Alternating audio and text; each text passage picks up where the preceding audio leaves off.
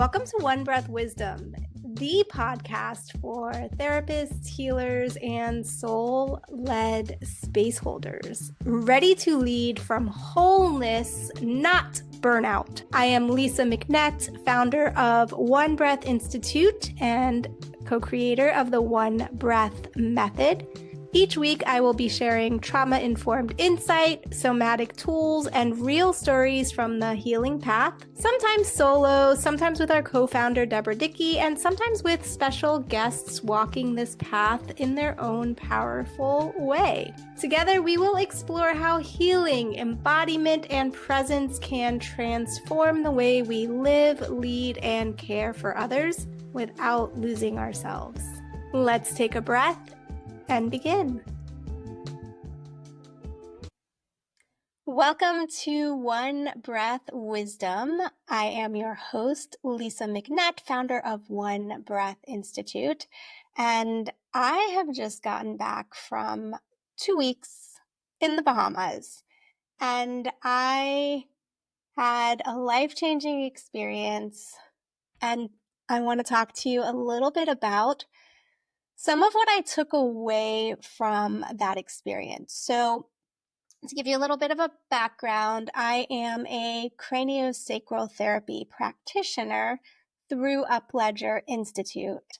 Some of the foundational pieces that I learned in craniosacral therapy are also some of the foundational pieces of the One Breath method. And that main piece that I'm speaking to is the inner authority, the inner wisdom. In Upledger, Craniosacral Therapy Upledger Institute, it is the inner physician. So that is the concept, the belief that every person is their own expert and that there is a wisdom that is embodied in the person that can be accessed, and that can be accessed by any individual and with support of a facilitator.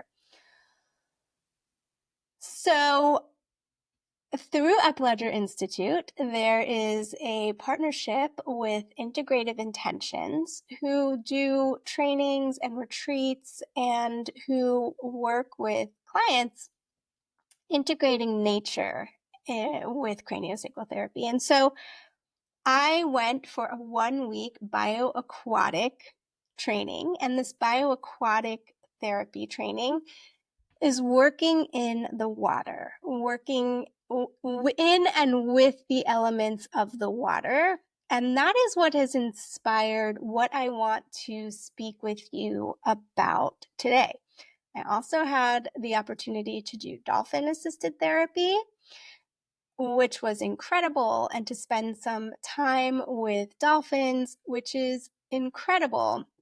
And so, of course, that is also part of the inspiration of this, because when working with nature, when going out into the water, you're working with all of, or connecting with, and taking into consideration all elements of nature. So coming back to water, in the ocean working with someone, of course there's the water, there are the waves, there are all of the animal life that is there, there is the sand, there is the sun, there is the sky, there is the rain.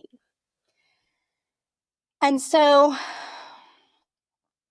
my main message that I want to bring in today is that nothing is really ever working against you when it comes to nature. And I will go so far as to say, when it comes to the universe, you just take a moment and pause and connect with, do you ever find yourself feeling or saying like, the universe is against me, or this is just, everything is against me, or everybody is against me, or oh, it's raining, so now I can't do this, or oh, this has ruined my day, right? Like all of those different times that we feel and we say those things. What if it's really not that? What if it's really not against you? It's really not ruining anything. It's our reaction to what is happening. We might have an expectation for things to be one way, and we do not like the direction that has gone. So, take a breath.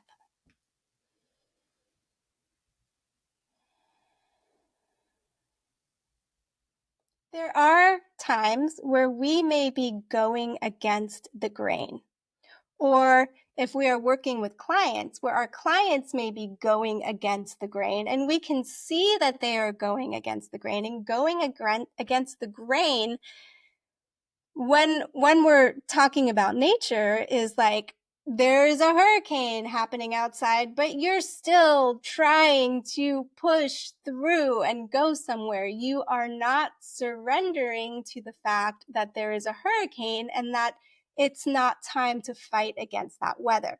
So that can happen in our lives, in our relationships, and in our jobs. There can be these situations or people in our lives that maybe it does feel like things are against us, or we aren't going forward in the ways that we want to, but it doesn't mean that anyone or anything is necessarily out to get you or against you with intention.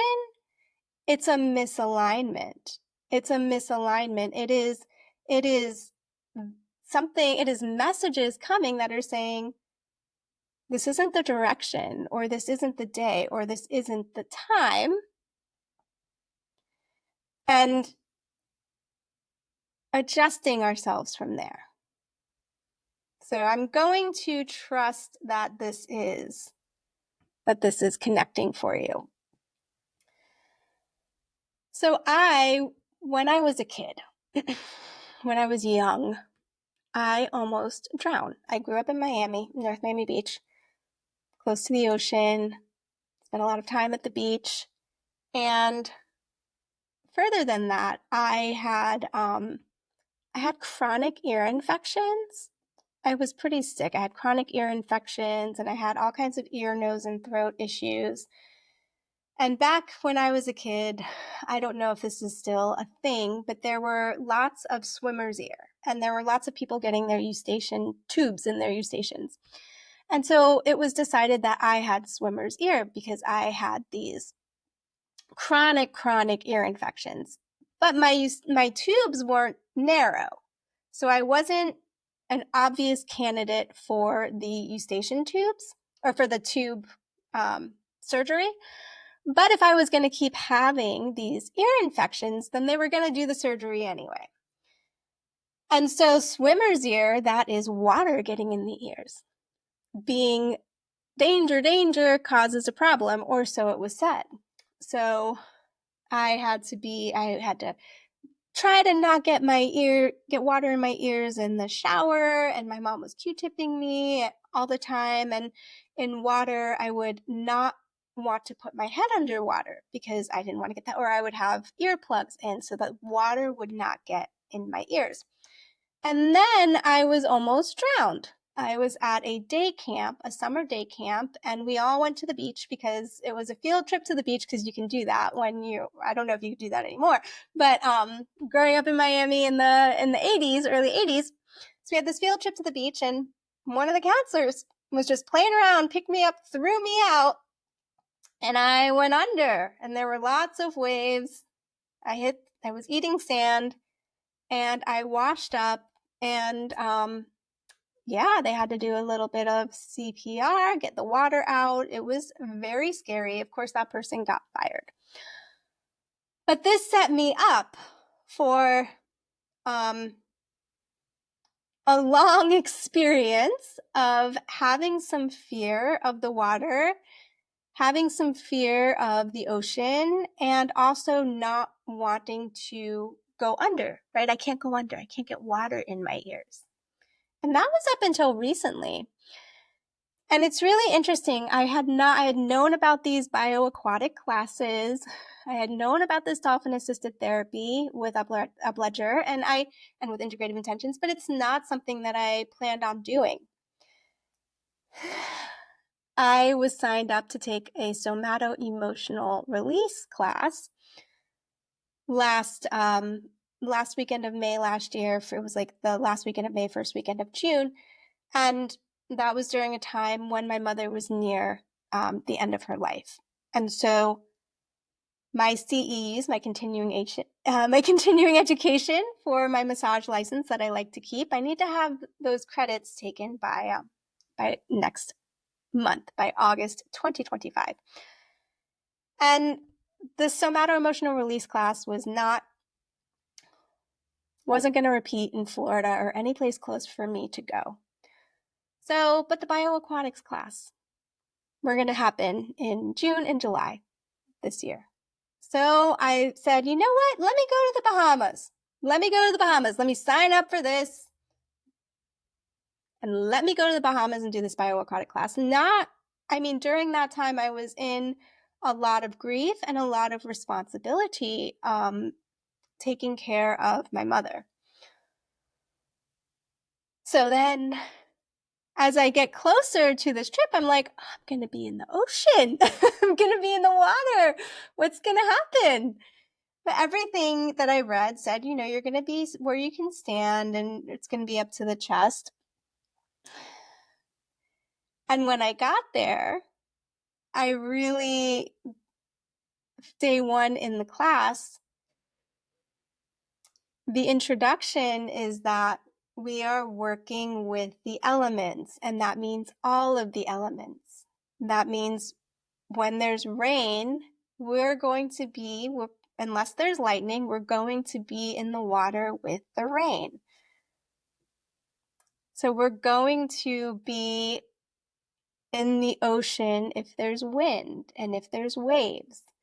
And the opportunity is to really tune in and connect with these elements: waves, rain, seawater, animal life, sand, all of the elements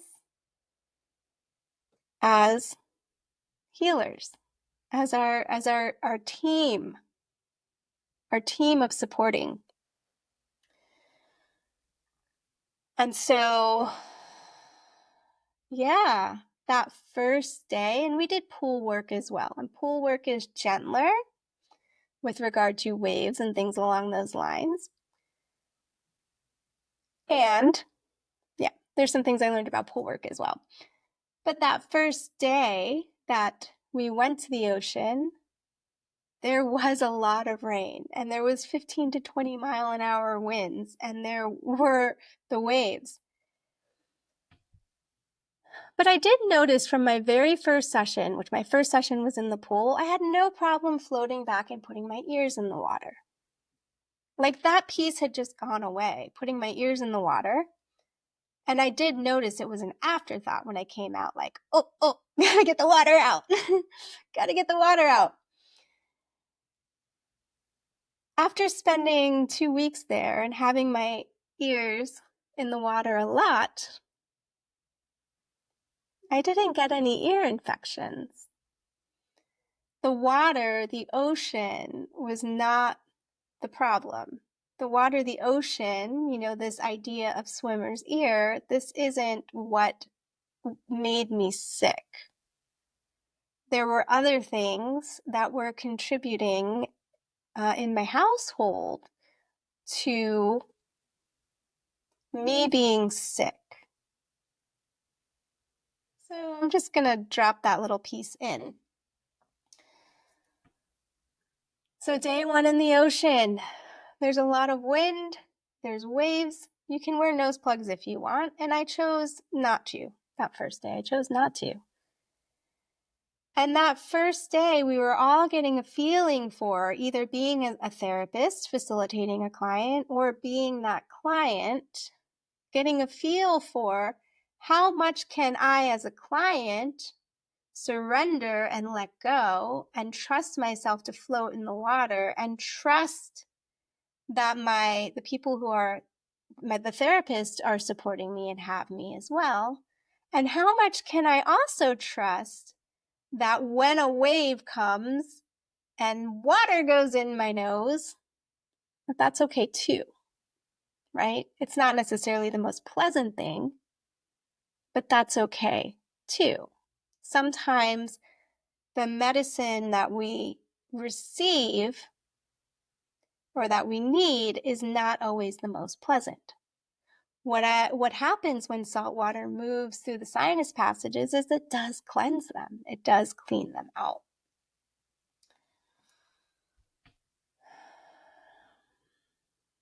So, as a receiver over those days, as being a client over those days, it was a great opportunity for that surrender, for that trust, for that connection to be in water, to be in the elements, to be in the water with 700-800-pound dolphins who were also doing assisted therapy and know that they're not going to hurt me or kill me, which I didn't. It's interesting, when we were walking down to the dolphin platform for the very first time, the very first day, I got scared, and that was new for me. I love dolphins. I was so excited about this dolphin part. And walking down, I was like, that was an interesting inner experience and inner observation. Because a dolphin could hurt you, could kill you. But that's not what they are doing. Dolphins love people, and they chose whether or not to engage. So as a therapist, also supporting a client, it gave me another opportunity. In the one breath method, we firmly believe that your client is whole and resourced, and that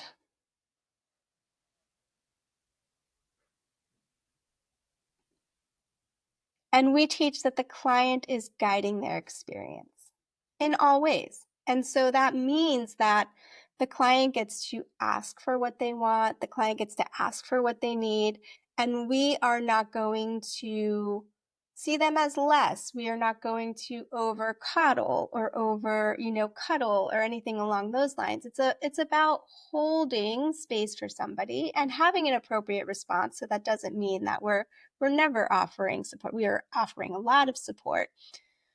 But recognizing that if the client is going through something somewhat challenging, we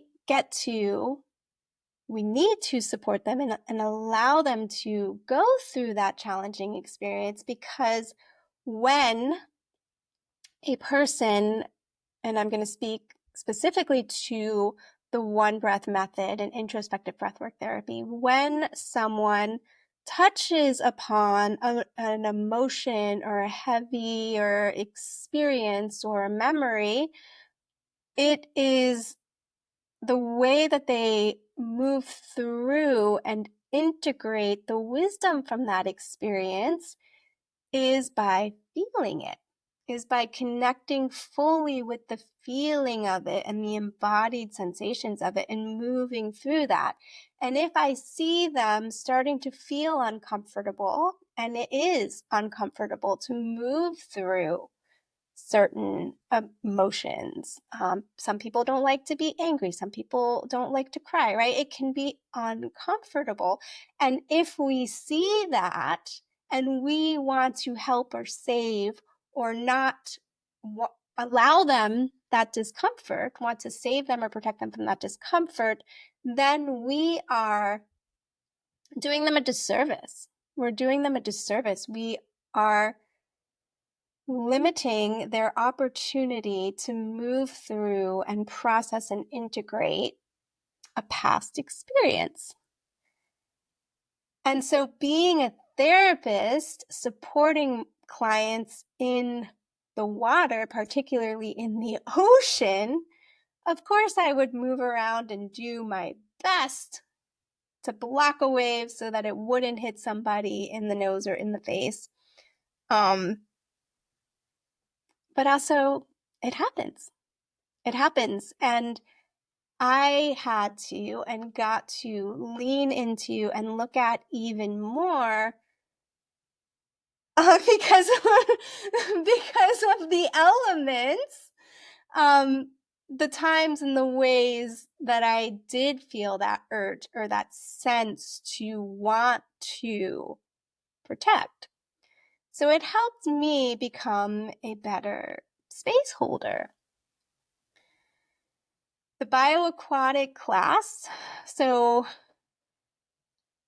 helped me find the confidence to support clients in water therapy with breathwork. And so I'm really excited for this. There is in rebirthing breathworkers do offer breathwork in the water. And in fact, that is where Leonard Orr, the founder of Rebirthing Breathwork, that's where this all started for him. He was he would take really, he would say for hours in a hot tub. And when I say hot tub, I mean a hot bathtub, not a hot tub with the jets, in a hot tub. And he started having these experiences where he was connecting with being in the womb. And then he started, a breathing practice around his experiences in being in the womb and being in the water. And he would go all the way underwater, and he would use a mask, like a snorkeling mask. So he would have the snorkel mask in his mouth.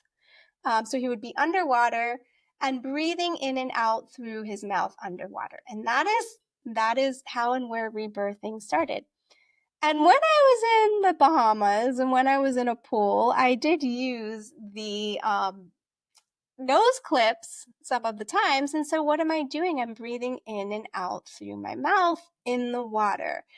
And what happens when you're in the water is, regardless of how you're breathing, what happens when you're floating in the water with supportive people holding space for you to have a healing opportunity or a healing experience is the body starts to do things. Now you're in a 3-dimensional space where you can shift and move and unwind, and there's no gravity working against you. And it's really powerful, and it's really profound, and it's really beautiful. So I'm really looking forward to doing some more water therapy, to bringing some clients to the water, and to intentionally bringing introspective breathwork therapy to the water, and bringing this to clients and bringing this to our students, because it's so amazing. We've gone on a journey. We have gone on a journey. Started by talking about working with the elements and how the elements it's just nature, and how nature is not really out to get us, not out to get you, and that it's just the expectations that we have, and the way that we adapt or don't respond or push against a situation in life that maybe it's a closed door, and that door is never going to open.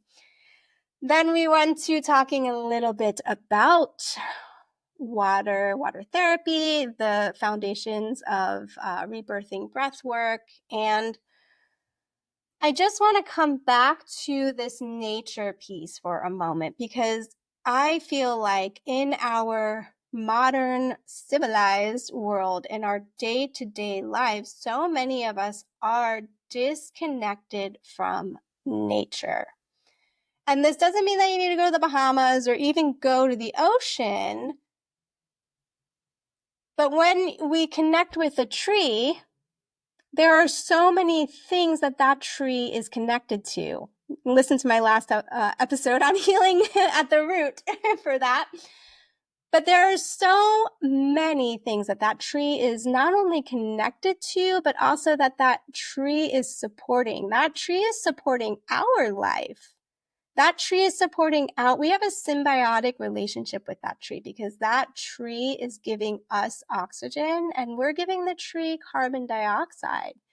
At the same time, there's sap moving through the tree. There are birds nested in the tree. There are so many bugs and so much wildlife. And we are meant as humans to have a symbiotic relationship with nature. And just connecting with nature, and, as my teacher on day one was saying, connect with the nature. She was saying, connect with the water, connect with the sand, connect with the sea creatures, connect with the sky, connect with the rain. What if I believe if we spent just a little bit of time every day connecting with whatever nature is around us, if it's that one tree outside, or if it's standing barefoot in your lawn, and really just taking some conscious breaths and dropping into the sensations and the feelings and the curiosity about what is there in that symbiotic relationship, that can support us being reconnected to the nature of us. The nature of us. We are nature. We are nature, and we are meant to be in flow, and we have seasons as well. Seasons of rest, seasons of grief. I mentioned I had a season of grief last year. Seasons of growth and expansion, maybe seasons where you're a parent. And so noticing the seasons of our life, being in flow, and knowing that, when a storm comes through, I mentioned a hurricane earlier, if a hurricane comes through, it destroys things. But it doesn't destroy those things because of malintent. There's no malintent in nature, in the natural world. There can be from people, and people who manipulate weather and manipulate situations, sure. But when you're feeling like, or if your client is feeling like everything is against them or something is working against them, I invite you to explore this concept with them, to just come back to their breath and to connect with the nature of themselves and connect with what is the nature of the situation that I'm in. What might my expectations be, and how might those expectations be what is actually creating dissonance within me? What season might I be in? And how much am I connecting with, or how much are they connecting with nature at all? Because we need that to feel good. So that is all for now. Let's take a breath together.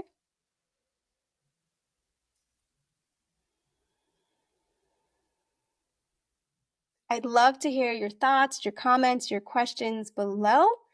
Share this with somebody who needs that reminder to connect with nature, and that the world and everything is not out to get them, because it truly and sincerely is not.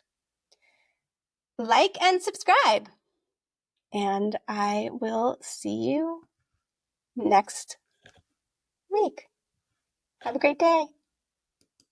Thank you for listening to One Breath Wisdom. If something in today's episode spoke to you, I would love to know it. Send me a message on Instagram at One Breath Institute or at Lisa McNett, and please share the episode with someone else who needs to hear it. Remember, you are not here to carry it all. You are here to come home to yourself, one breath at a time. Until next time, take a breath and be well.